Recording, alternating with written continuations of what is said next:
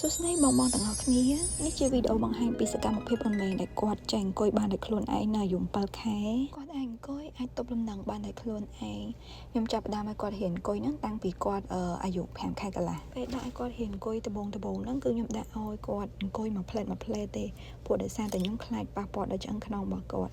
ហើយជាទូទៅពេលដែលខ្ញុំដាក់ឲ្យគាត់ហ៊ានអង្គុយហ្នឹងគឺតែងតែមានខ្នើយតុក្កតាភួយអីគឺនៅជុំវិញគាត់ហ្មងហើយតែងតែឧស្សាហ៍ដាក់ឲ្យគាត់អង្គុយមួយផ្លែតព្រោះមើលទៅគាត់អាចទប់លំនឹងខ្លួនឯងបានបដាហើយអញ្ចឹងគឺចាប់ផ្ដើមឲ្យគាត់ហ៊ានអង្គុយឲ្យបានច្រើនជាងមុនពេលខ្លះគាត់ហ៊ានអង្គុយនៅលើអតេះរុញរបស់គាត់ហើយរុញគាត់ជុំវិញទេហើយដាក់គាត់នៅលើតុគាត់ញ៉ាំបបរអីហ្នឹងទៅផ្សារទៅអីហ្នឹងគឺឲ្យគាត់ហ៊ានអង្គុយនៅលើអតេះ